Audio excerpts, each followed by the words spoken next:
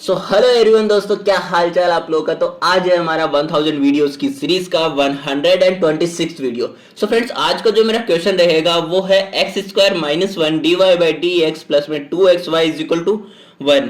तो first of all, तो as usual जो मैं हर क्वेश्चन में बात करता आया हूं अब तक, वो क्या बोली है, तमीज से लिखो इसको। तमीज से लिखने का मतलब क्या है कि हमें D Y by D X के इक्वेट करके लिखना है इक्वेशन को। तो D Y by D X के इक्वेट करने के लिए मुझे एक्स स्क्वायर माइनस वन को पूरी इक्वेशन में डिवाइड करना पड़ेगा। तो यहां से मेरे पास में आएगा 2x अपॉन में X square minus one Y is equal to 1 upon में एक्स स्क्वायर माइनस वन। अब ये जो है हमारे पास लेबनीज डिफरेंशियल इक्वेशन जो होती है, लीनियर डिफरेंशियल इक्वेशन, तो उसका जो स्टैंडर्ड फॉर्म है उससे कंपेयर करेंगे हम इसको, क्योंकि ये है D Y by D x plus P Y is equal to Q के फॉर्म में, जहां पे हमारे पास कंडीशन होती है कि जो p एंड q है वो अगर ओनली x के ही फंक्शंस होंगे और इस फॉर्म में हमारे पास डिफरेंशियल इक्वेशन कन्वर्ट हो जाती है, तो हम यूज में लेंगे लेबनीज लीनियर इक्वेशन मेथड, या फिर इसी को कहते हैं लीनियर डिफरेंशियल इक्वेशन मेथड। अब यहां से लीनियर डिफरेंशियल इक्वेशन मेथड या फिर लेबनीज लीनियर इक्वेशन मेथड आखिर होता क्या है, इसकी डेफिनेशन में अगर मैं जाता हूं तो मैं क्या कहूंगा कि a differential equation is said to be linear if the degree of dependent variable first of all तो आप डिपेंडेंट वेरिएबल जानिए। यहाँ पे अगर मैं बात कर रहा हूँ dy बाई डी एक्स की, तो y का with respect to x differentiation हो रहा है, यानी कि y की वैल्यू किस पे डिपेंड करती है, x पे डिपेंड करती है।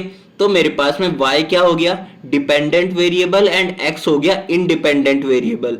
तो मुझे क्या बोला गया है, डिग्री ऑफ डिपेंडेंट वेरिएबल, इसका डिग्री यानी कि इसका जो डेरिवेटिव है इसकी ओवरऑल पावर कितनी है, डेरिवेटिव की ओवरऑल पावर 1 है। ओके, तो डिग्री हो गई 1।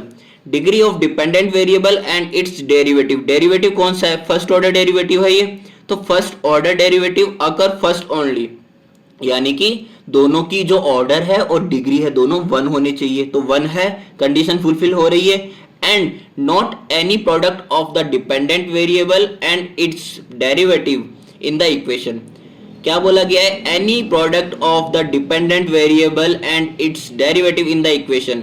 इसके अलावा इस डिपेंडेंट वेरिएबल का इस डेरिवेटिव के साथ में, यानी कि y dy by D x करके हमारे पास में कोई सा भी टर्म नहीं होना चाहिए।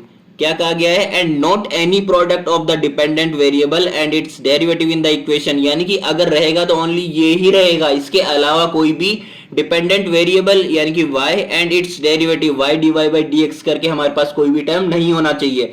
तो यहाँ पे मेरे पास में ये कंडीशन जो है ये फुलफिल हो रही है लेबनीज लीनियर इक्वेशन की। तो लेबनीज लीनियर इक्वेशन की ये हमारे पास हो गई definition. Okay, again back to solution. हम जब आते हैं तो लेबनीज लीनियर इक्वेशन को सॉल्व करने के लिए हमारे पास इसके मेन 3 स्टेप्स होते हैं। तो मैं स्टेप 1 की अगर मैं बात करूं तो मैंने स्टैंडर्ड फॉर्म में, जैसा कि इक्वेशन की स्टार्टिंग में ही मैंने इसको कन्वर्ट कर लिया है dy by D x plus P Y is equal to Q के फॉर्म में, जहां पे p एंड q मेरे पास only function of x। Okay, अब मेरे पास जो सेकंड स्टेप होगा उस सेकंड स्टेप में मुझे इंटीग्रेटिंग फैक्टर की वैल्यू निकालनी पड़ेगी, यानी कि if की वैल्यू जो निकालनी है वो निकालनी पड़ेगी e to the power p and dx, e to the power p एंड x के रेस्पेक्ट में हमें इसका इंटीग्रेशन कर देना है। अब यहाँ पे p जो कि मेरे पास ऑलरेडी ओनली x का फंक्शन है, उसका x के रेस्पेक्ट में इंटीग्रेशन कर देना है e टू द पावर में। तो e टू द पावर में मेरे पास में 2x अपॉन में एक्स स्क्वायर माइनस 1 का x के रेस्पेक्ट में इंटीग्रेशन। अब यहाँ पे जब मैं इंटीग्रेशन की टर्म को आपको समझाने चलूं तो यहाँ पे आप देखेंगे कि अगर मैं जो हमारा डिनोमिनेटर है पावर में एक्स स्क्वायर माइनस 1 का x के रेस्पेक्ट में डिफरेंशिएशन करता हूं तो मेरे पास में 2x आएगा, यानी कि यहाँ पे जब भी आपके पास में इंटीग्रेशन में न्यूमरेटर में हमारे पास जो उसका डिफरेंशिएशन है डिनोमिनेटर का वो टर्म हो, एंड डिनोमिनेटर में इटसेल्फ वही फंक्शन हो जिसका डिफरेंशिएशन न्यूमरेटर में है, तो हमारे पास में log of f of x आ जाता है इसका इंटीग्रेशन। यानी कि log of f of x किस में है, डिनोमिनेटर में, तो मेरे पास में log of x square minus 1 हो जाएगा, बेस में e है मेरे पास। तो यहाँ पे मेरे पास में इसका इंटीग्रेटिंग फैक्टर आ जाएगा if is equal to E to the power log base e X square minus 1। अब जब दोनों का बेस सेम है तो एक्सपोनेंशियल की प्रॉपर्टी के अकॉर्डिंग यहाँ पे एक्स स्क्वायर माइनस 1 हो जाएगा।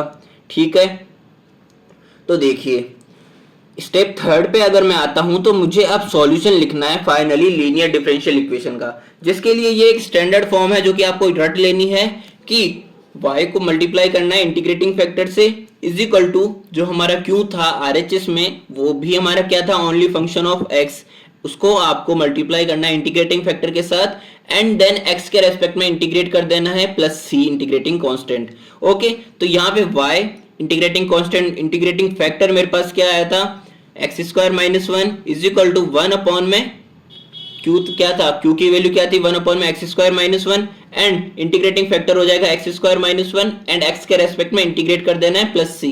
तो यहाँ पे मैंने दोनों को कैंसिल आउट कर दिया तो मेरे पास में 1 बचेगा जिसका x के रेस्पेक्ट में x आ जाएगा इंटीग्रेशन एंड c मेरे पास एज इट इज।